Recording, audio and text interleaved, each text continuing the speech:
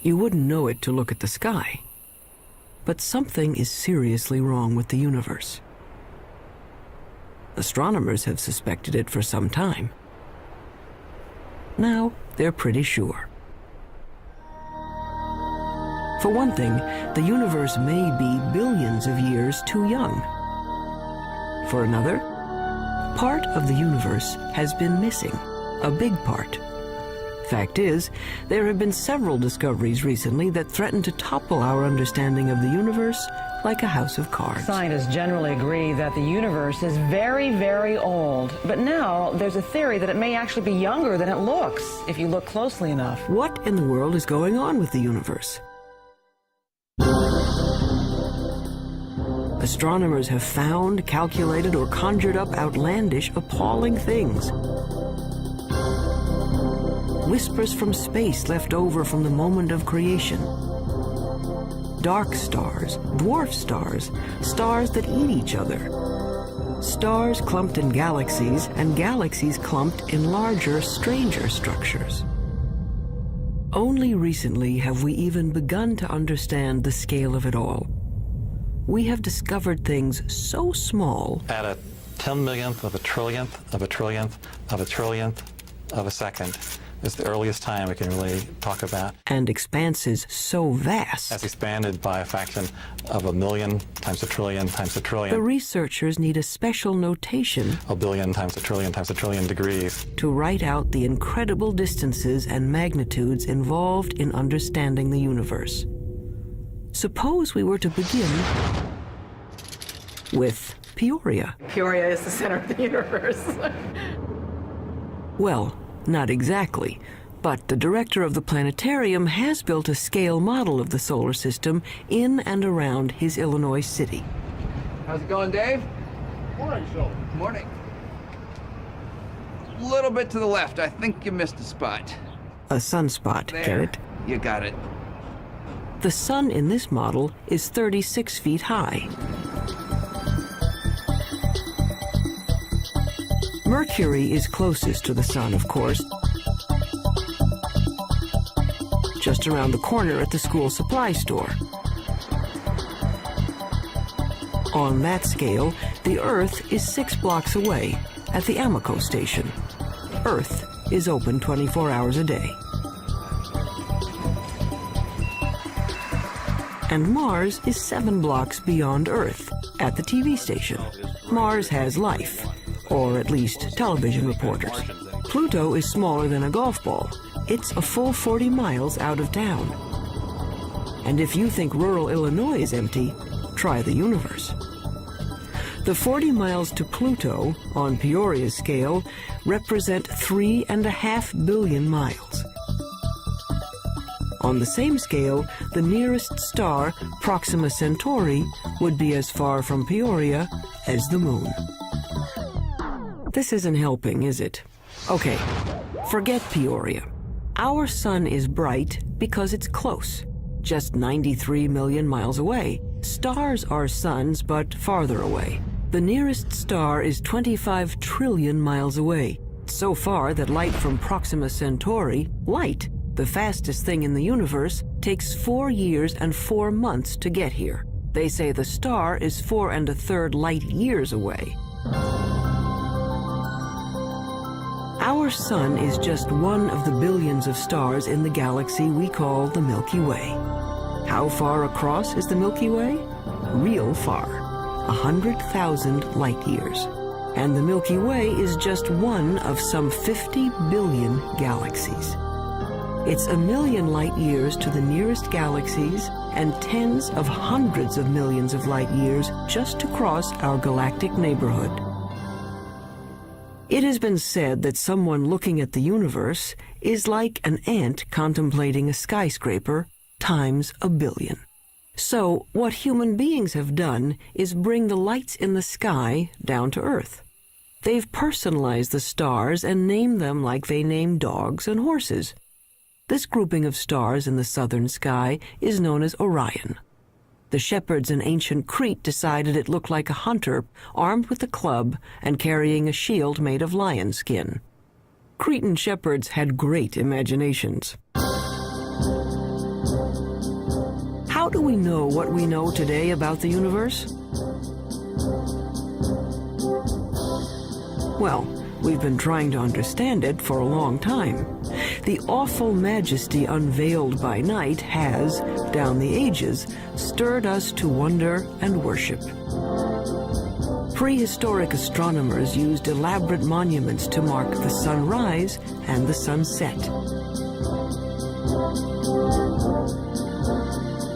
By 300 BC, Aristotle taught there were transparent globes around the Earth, on which were mounted the sun, moon, planets, and farthest out, a sphere studded with little stars.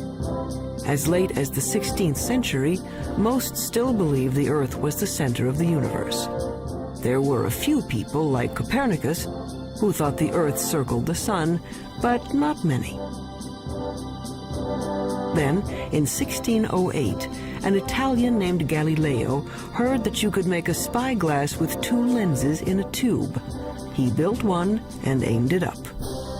It was not until Galileo perfected the telescope around 1610 and pointed it at the Milky Way that he was able to say that the Milky Way was just millions of stars. And if you take a pair of binoculars on a clear night and look at the Milky Way, you'll just see that it's nothing but stars and clusters of stars. Galileo's telescope magnified things about as much as a pair of binoculars, but that was enough. He saw that Venus had phases like the moon, that the sun had spots on it, and that the moon had mountains, and that Jupiter had 4 moons. Aristotle's perfect crystalline spheres were shattered, and the universe stopped being simple. And there were other strange things out there. Remember Orion? Well, down in the middle of his sword was a star that wouldn't focus to a bright point, no matter how powerful the telescope. The object came to be called a nebula, and over time, astronomers found many such fuzzy blotches in the sky. Fast forward a couple of centuries.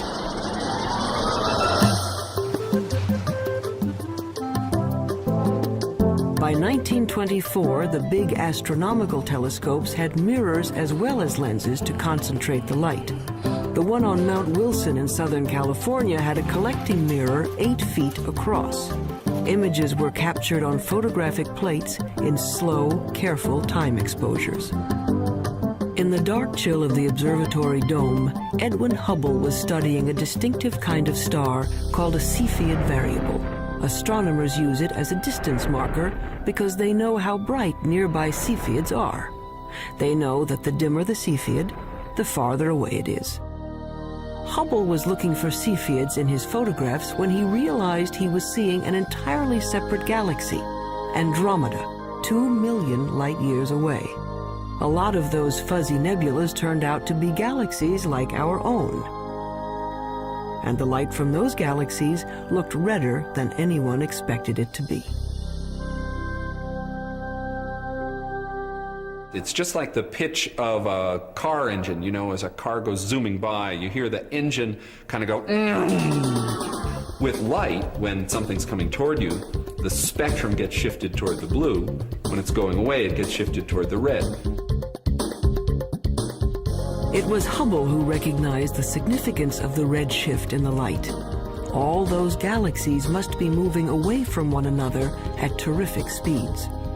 The entire universe was growing. The idea of an expanding universe surprised just about everyone and made a lot of scientists uneasy, even Einstein. Researchers wanted to believe in a universe that always was and always will be, eternal. But galaxies flying away from each other meant that once, long ago, they were clumped together. It meant something started them moving. The universe had a beginning. Today, it's called the Big Bang Theory. First, the universe was a bright, hot point, smaller than an atom. In the mother of all explosions, it started expanding. Eventually, the hydrogen gas in space cooled down and began to form stars and galaxies of stars. Galaxies flying outward, surfing along on the expansion of space itself. So now we can calculate the age of the universe. It's the kind of mathematics you do on a motor trip. If your speed is 30 miles an hour and you've traveled 60 miles, you can figure you've been traveling for 2 hours. The red shift tells us the speed of stars, and the milestone Cepheid stars tell us how far they've traveled. When astronomers divide it out, it says the Big Bang happened 15 to 20 billion years ago.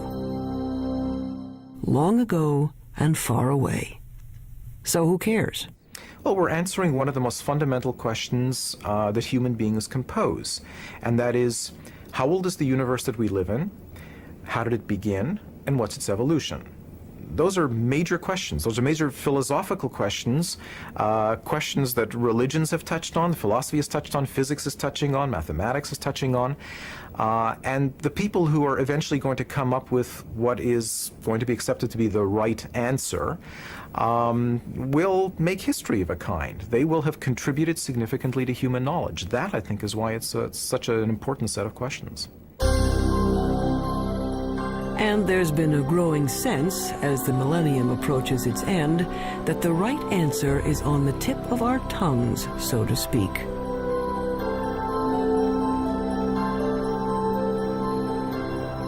But not yet, not quite.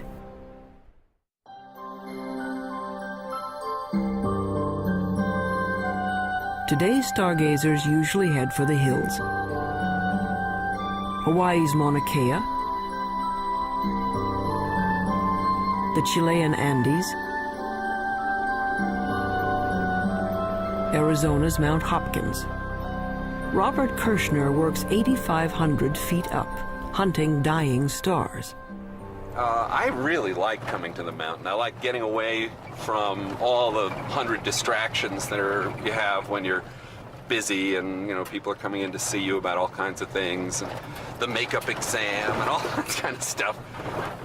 And to just concentrate for a couple of days only on the scientific investigation, only on what you're trying to do, it's very, very good. Light pollution has chased astronomers out of the cities to lonely vigils in remote locations. Kirshner watches for the sudden flare-up that means a star has exploded, a supernova, or its smaller cousin, a nova. The kinds of things I'm working on, these supernovae, which are events that come and go, if you don't get it this year or this month, that one is gone. You just lose the chance.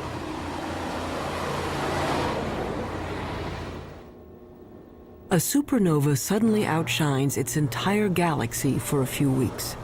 If Kirshner and his colleagues can calibrate these cosmic flashbulbs, supernovas may prove even better mileposts than Cepheids. The game now for the supernovae, I think, is to find distant ones and to see if they really are the same as the nearby ones. Then we'll have a reliable tool to map out large-scale structure in the universe, and the supernovae, the Type 1 supernovae, look to me like a really good candidate for that. It's easy to find where supernovas have been. There are clouds of dust and gas in space marking places where stars have blown up. But supernovas are rare. A galaxy of 100 million stars might have one exploding star every 100 years. So Kirshner watches and waits. Well, the heroic age of observing has really passed. It used to be that you would be outside the whole night long, instead of sitting in a control room where a television brings the signal in and you're operating on a computer keyboard. 24, Okay, get the let's- CCD in the right mode. It's hard staying up all night. Bar's good. But there's a kind of sense of adventure to it that is a little bit like being a kid and lying out in the snow and kind of figuring out the constellation. Some of that is good for you too. Yeah, fine. Breaking in the cookies already. Oh, I can have a cookie if You I have want. 10 hours to go. Look at all those cookies. If I have one every half hour, I'll need the whole. In this era of digital cameras and electronic light amplifiers, men are still watching the skies and craftsmen are still grinding telescope mirrors. Like this 21-foot monster under construction at the University of Arizona. But one thing hasn't changed much in 400 years. Astronomers are still battling their ancient enemy, the air. Starlight shimmers and twists as it passes through our atmosphere. The twinkling of the stars may be a delight to poets, but astronomers are trying to get rid of it. What we can do is shine a laser into the sky. We focus on some sodium atoms, which are at about 100 kilometers above the surface of the Earth. We can make those glow with the laser and create an artificial star, which is sort of directly in line with the very faint object we want to look at. And then if we measure the blurring of the artificial star and correct that, then the faint object we really want to look at is corrected as well. And we have liftoff. Liftoff of the Space Shuttle Endeavour. But until that technique is perfected, astronomers have another way to take the twinkle out of the stars. All they have to do is put the telescope above that pesky atmosphere, in orbit. In 1990, NASA launched a space telescope and named it for Edwin Hubble. Unfortunately, its mirror was made wrong and its first pictures were blurred. Astronauts had to go up and fix it. Houston, let's go fix this thing. We copy. Move it out of the sun a little bit. We had a good aliveness test. Outstanding. Houston, Endeavour has a firm handshake with Mr. Hubble's telescope.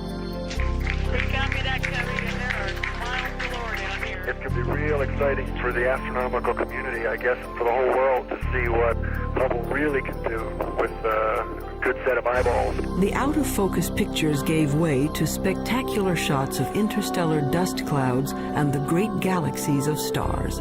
In just one bit of the sky, a tiny patch that could be blocked by a grain of sand held at arm's length, astronomers found 2,000 galaxies. They were seeing better than they ever could before. So one way of looking at it is if there was a firefly in Tokyo, and here we are in Washington looking at it, we could tell if there was another firefly 10 feet away, we'd actually be able to distinguish them. In 1994, at the Space Telescope Science Institute in Baltimore, astronomer Wendy Friedman was using the newfound clarity of the Hubble to observe the heavens and stumbled into the cosmological controversy of the decade. Yeah, I just wanted to ask you not to break out any observations until I give you a clear. So when were these images taken? She and her team, like Edwin Hubble before them, were looking at those milestone stars. And the cosmic rays aren't nearly as apparent. For our work, we need a telescope out in space because what we're after is a certain kind of star. It's called a Cepheid. And we have to be able to detect that kind of star against the background of a galaxy. And the Earth's atmosphere smears and blurs our view, and we can't detect those stars. Friedman got the best readings yet on Cepheids in a neighboring galaxy, and a measurement of its distance. Using the redshift speedometer, she calculated a new age for the universe. Our preliminary measurements indicate that the age of the universe is somewhere in the range from 8 to 12 billion years.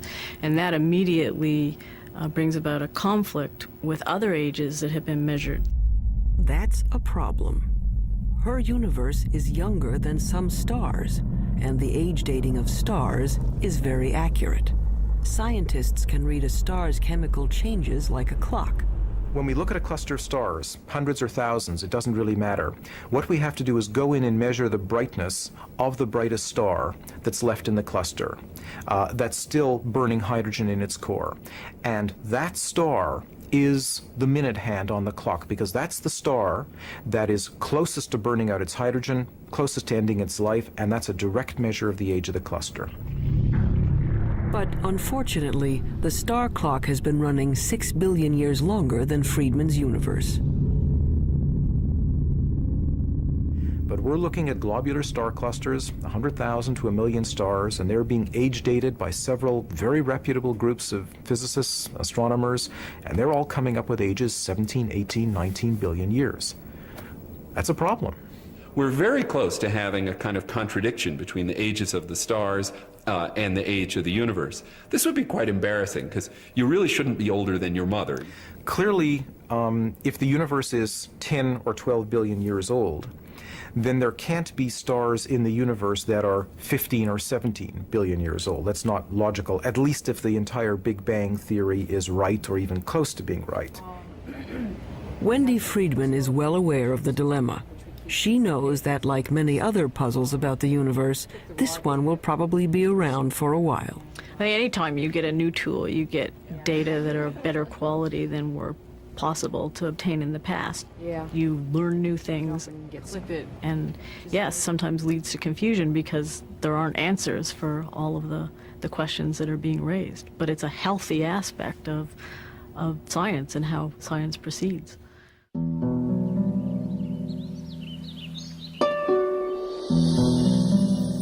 There's more to the universe than meets the eye.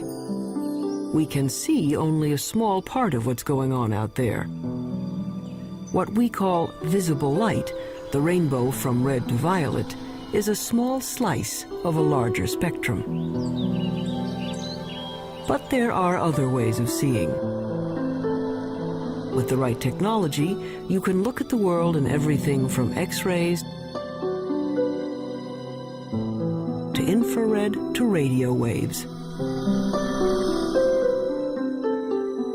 In the last few decades, the new tools have brought a previously hidden universe into view.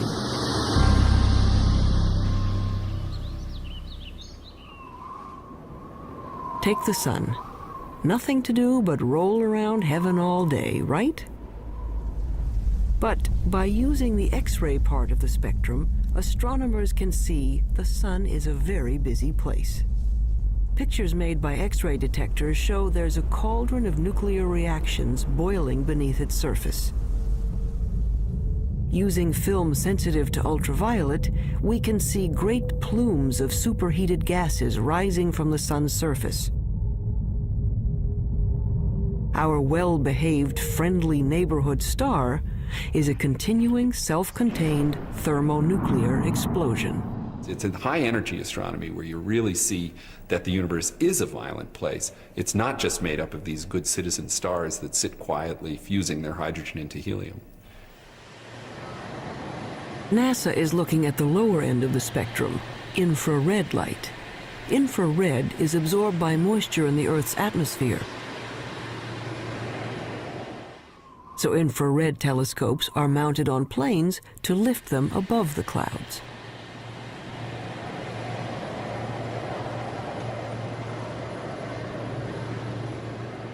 Just like fog lights on your car will enable you to see deeper, in the infrared you can see deeper into the universe. We warm human bodies shine in the infrared. Anything at my temperature in the universe is emitting planets, comets, other bodies.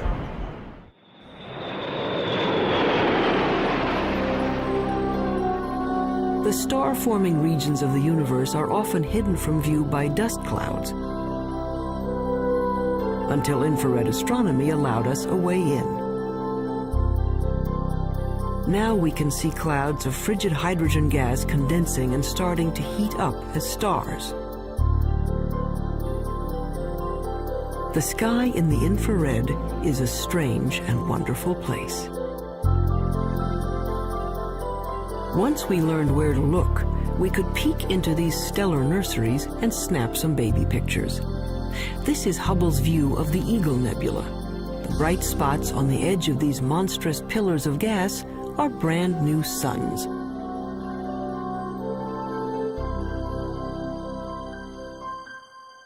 But as spectacular as the pictures are, scientists owe much of their understanding of the universe to radio static, a whisper from the sky.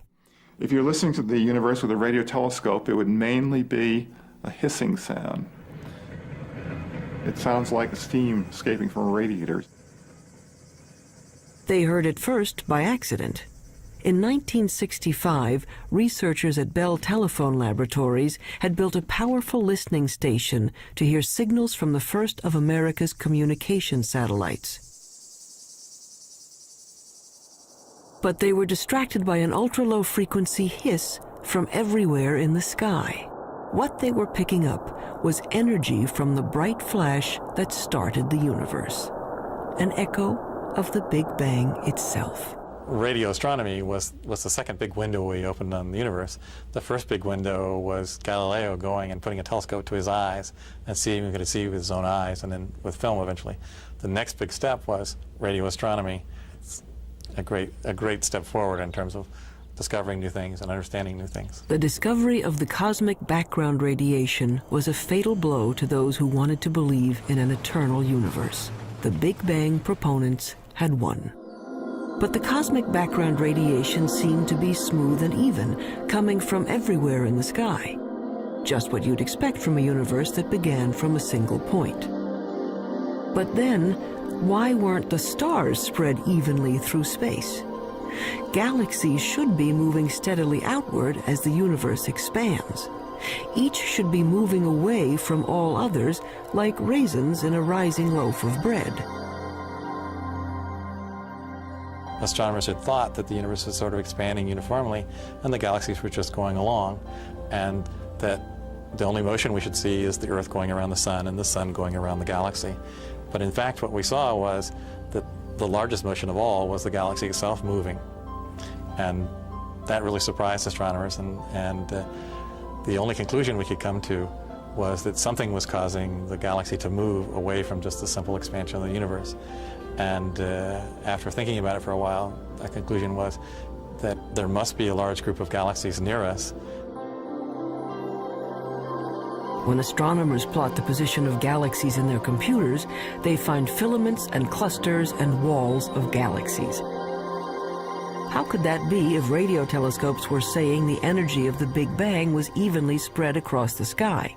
There had to be some seeds at the beginning. There had to be some small lumps in the early universe that are going to grow to create the structure. So Smoot went looking for irregularities in the background radiation to show that the Big Bang explosion was uneven. In 1989, his instrument package went up on a satellite, the Cosmic Background Explorer. It found subtle variations in the energy left over from the moment of creation. Announced in 1992, it was one of the momentous discoveries of the century. The universe made sense again. Smoot later told the press these wrinkles in the cosmic background radiation were the largest structures ever seen and the oldest. He told reporters that it was like seeing God. And that's the one that the press grabbed on because that's the one people could relate to. And that got spread all over and got much more attention, including people from philosophy and religion coming in and asking questions. But if researchers could finally explain why there are stars and galaxies and collections of galaxies, that didn't solve their other major problem. It's a little like the old childhood rhyme. The other day upon the stair, I met a man who wasn't there. He wasn't there again today. Oh, how I wish he'd stay away. The problem is that we know that at least 90% of the universe is something we don't know what it is. In the late 1970s, astronomer Vera Rubin and her associates noticed something peculiar on the outer edges of spiral galaxies like our own. Like flotsam caught in a whirlpool, stars on the fringes of galaxies should be moving more slowly than stars at the center. But what Rubin saw appeared to defy the laws of physics. The stars on the edge were moving just as fast as those in the middle. We live, sort of 2/3 of the way, we being the Earth, about 2/3 of the way out from the center of our galaxy, and we're orbiting at 500,000 miles an hour. That's pretty fast. Faster than it should be. Such velocities could only be caused by an enormous gravitational pull, which requires more matter than anyone had detected out there. A lot more. It was a shock to learn that when we were studying the universe, we really weren't studying the universe. We were studying just the 5 or 10% of it that was luminous. So it's like, trying to study the Earth and just looking at Pennsylvania. All the things we have ever observed in the universe, the planets, the stars, the galaxies, the clusters of galaxies, make up 10% of the universe, maybe less. Early efforts to track down the missing matter failed. They call the 90% that is not visible dark matter. But no one knew what it was. Maybe dead dark stars, or some kind of cosmic dirt, or maybe a whole lot of something extremely small is filling space.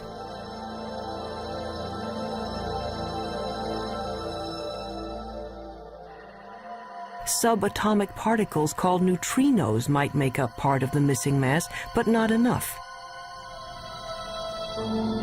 Scientists went looking for other candidates. Daniel Snowden Ift theorizes that dark matter may be made of something physicists have taken to calling WIMPs, short for weakly interacting massive particles. These would be things smaller than atoms, if they exist at all. The only way to detect them would be to look for their footprints. It's kind of like a ghost particle. It passes through matter without ever interacting with it, or I should say hardly ever interacting with it. Every once in a while, a WIMP will come in and bump an atom out of wherever it's sitting, and that's the only indication that we would have that WIMPs exist. He's looking for elusive tracks that might have been left in billion-year-old mica rocks. Mineral mica has one of the most regular atomic structures of all, so if a WIMP had passed through it, it might have knocked some atoms out of alignment. What we're looking for is the WIMP to come in, bump one of the atoms in the mica, and that recoiling atom then produces a chemical change within the mica. In his search for the WIMPs, he splits up endless mica samples and bathes them in hydrochloric acid.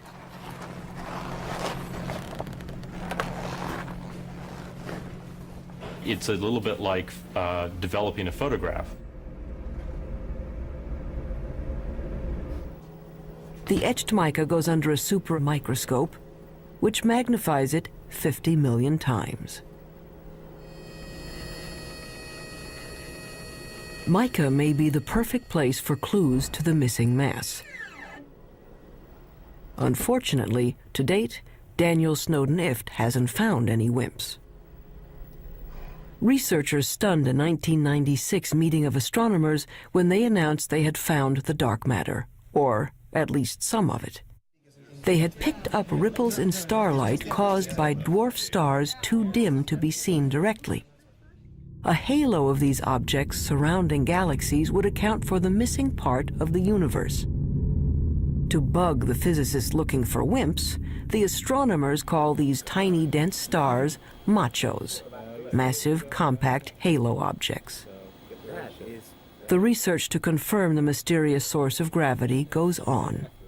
I would like to think that in 10 years we know what the dark matter is, but I wouldn't bet very much money on it. But advances usually come in very surprising ways.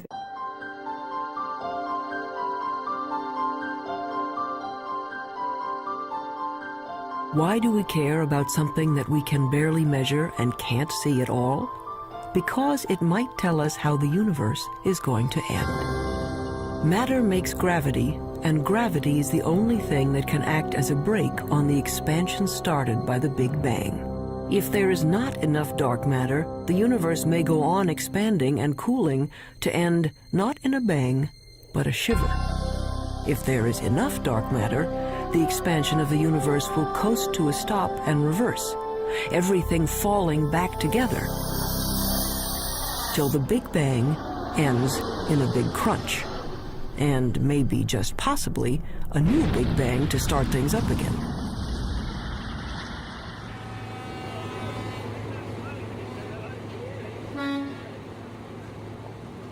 Albert Einstein, among other things, revolutionized the way we think about good old gravity. Astronomers generally only talk about one force, and that's gravity. And the reason for it is almost everything that's important on the large scale, that is on the scale of planets and stars or the universe as a whole, is gravity.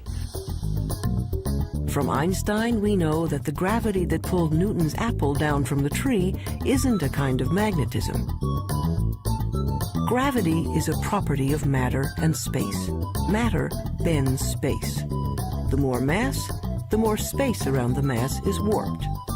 That's why the moon goes around the Earth. It's trapped in a dimple in space, a gravity pit created by the mass of the Earth. When enough matter collects, gravity is strong enough to squish hydrogen atoms into helium atoms. This fusion releases enough energy to turn on a star. But gravity is also a star killer. Stars are born, age, evolve, and eventually die, just like people. They have a regular life cycle. During the entire life of any star, there is this delicate balancing act, because gravity is always at work trying to crunch the star down into a small point, and the high internal pressures are trying to blow the star up and blow it apart. And for about 90% of the life of the star is in nearly perfect equilibrium. And it just sits there, burning away and producing radiation. But when the fuel is gone and the fires go out, gravity is free to collapse the star. A medium-sized star like our Sun will burn steadily for 10 billion years. Then, in a kind of cosmic spasm, it will puff up to engulf the inner planets before collapsing into one of those white dwarf stars. A star twice the mass of our Sun would collapse even farther, ending up as a super-dense star the size of New York City, a neutron star. A teaspoonful of stuff from a neutron star would weigh 100 million tons. But what happens to a bigger star when its fires die down? Say a star 50 times the size of the Sun. It may blow up as a supernova, leaving a neutron star, but then it keeps on shrinking to infinity. An infinitely small point with a gravity so powerful that not even light can escape. There's no there. It's a black hole. And the analogy that we have to space being stretched by the material is you have a rubber sheet and you put a ball on it and it causes a dent. Put a heavier ball, it'll cause a deeper dent. If you put a heavy enough ball, it'll just tear through the rubber sheet altogether. If you force too much matter into a limited amount of space, it'll just tear space like tearing the rubber sheet. You can be forgiven for thinking a black hole is some sort of weird science trick. An infinitely small, invisible star defies common sense. It's what happens when you use mathematics as your lens on the universe. But out here on the high desert of New Mexico, they've found that black holes do exist outside of equations. 27 giant radio dish antennas, each 80 feet wide, are positioned over 13 miles to form a single huge radio telescope. They call this very large array of antennas the VLA, which stands for the Very Large Array of Antennas. James Moran is one of the world's foremost radio astronomers. The VLA has had a tremendous impact over the last 15 years. It's very important because it has tremendous versatility. This technique of radio interferometers was developed after World War II, but this is the first really big array. Dust obscures light rays, but this instrument can penetrate that dust because radio waves go right through the dust, and we can see down to the core of things that can't be seen in optical astronomy, for example. It turns out that a black hole can create radio signals as it sucks in matter. The signals can show up as a beam of microwaves, a microwave laser, or maser. Why you would find a maser in a black hole is a complete mystery. I don't think anybody would ever have predicted this. What we have found is that there's actually a very light molecular cloud in a disk shape. My friends refer to it as the maser frisbee.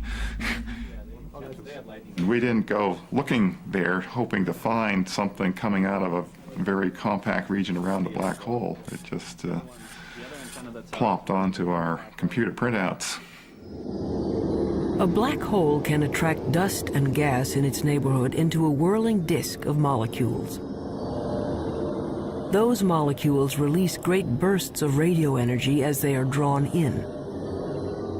There seem to be black holes made not from single stars, but from whole clusters of stars. They have a mass 100 million times that of our sun. But these monsters are still infinitely small points, capable of gobbling up other stars. But where does the stuff that falls into a black hole go? Does it just fall out of the universe? Possibly. Or it may pop up somewhere else in space. If you'll excuse an indelicate metaphor, there may be white holes regurgitating matter eaten by black holes in another part of the universe, a wormhole in the fabric of space and time, allowing you to go from one location to another without crossing the space in between. Or it might go to another universe entirely. Astronomy's reigning theoretical genius, Stephen Hawking, proposed that the black holes in our universe might well give birth to other universes. In fact, there might be any number of universes, like bubbles in the bath. We don't know, and probably can't know. If you fell into a black hole, you'd be stretched until you were thinner than a strand of spaghetti, which wouldn't bother you because time would stop. The rules of the universe as we know them don't seem to apply to black holes. That's what happens when you start messing around with infinities. It leaves us with a universe with holes in it. A universe with a lot of room for imagination.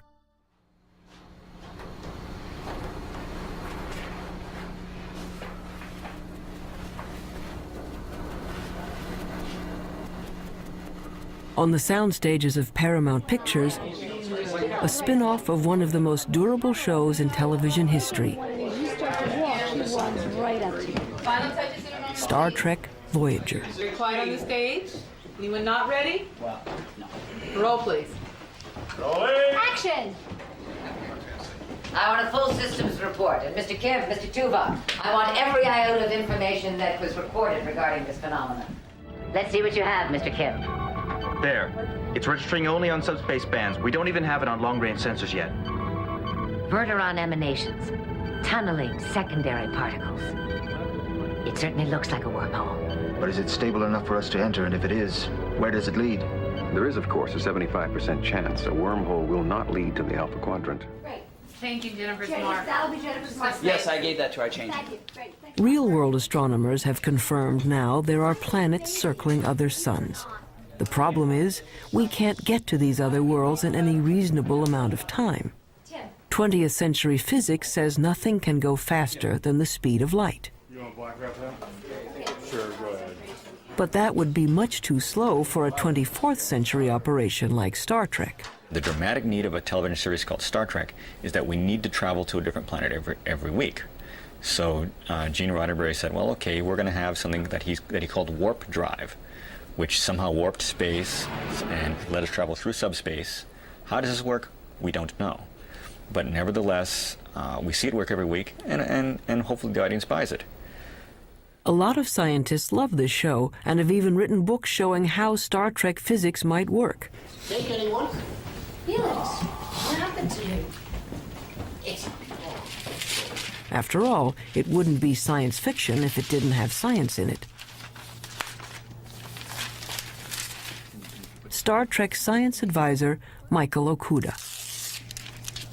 our core fan audience is tremendously scientifically knowledgeable, and when we violate the laws of physics or the laws of physics according to Star Trek, they let us know, so they keep us honest. In the third season of the show, once we had a phaser come out of a photon torpedo port, something that I, to this day, don't know the difference between. And we got over 100 letters the next day. Any analysis yet, Ensign? Too far away. We'd have to be within 1,000 kilometers to get a detailed analysis. But that would mean a significant course change.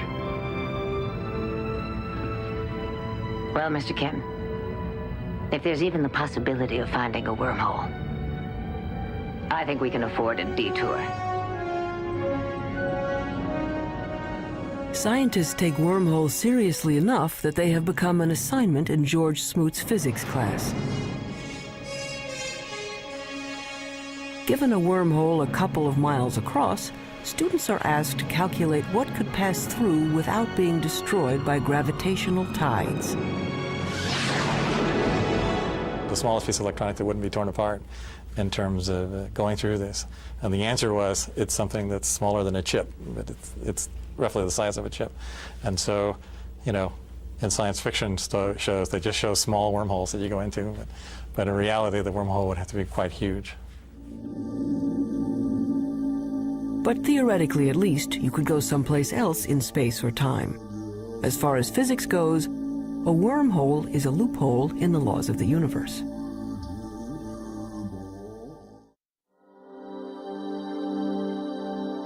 So we are left with questions. Why do some stars appear to be older than the universe? Why do galaxies move as if there were something dark and huge out there? We're not making people live 200 years. We're not doubling the gross national product. What we are doing is enriching everybody's lives by trying to answer some of the questions that I think everybody's interested in. These are some of the oldest questions, children's questions. Where did we come from? Where are we going? Are there other worlds? What is outside the universe? What happened before the universe started? What happens after the universe ends? You want to find out, well, where does science end and where does philosophy take over? And it's not clear where they do. Modern astronomy is a young subject, and each time we get a new and better tool for looking into the void, we find surprises. More and more data that doesn't quite fit. And I think it's portrayed as if the field is in total confusion and chaos, and I think very often it appears that way at the forefront when things are not understood and there are unsolved problems. But progress is being made. The fact that we're able to take these subtle clues, that things you can barely measure with the biggest, most sophisticated instruments, and figure out that they are telling you about what the universe was like 15 billion years ago, I think that's a terrific thing. Why does the universe exist? Given the fact that it does exist, the fact that it is as exquisitely beautiful, as exquisitely tuned as it is, that it works as astonishingly well as it does, and that we, very tiny creatures on a rather remote planet, not in any special place in the universe, have been able to evolve in this universe and sense the universe, the entire universe around us, that we can sense that there are things out to 15 billion light years away from us. That to me is just a mind-boggling concept. We are the only star in the universe that we know about that has life, so perhaps that makes one feel a little more unique and life a little more precious thing, knowing that it doesn't seem to be that common. We are part of the universe. The material that we know, the matter we're made of, started out as atoms produced by exploding stars. I like very much the fact that every atom in our bodies has come from some star. If there were no stars, the universe would be all hydrogen and none of what we know would exist.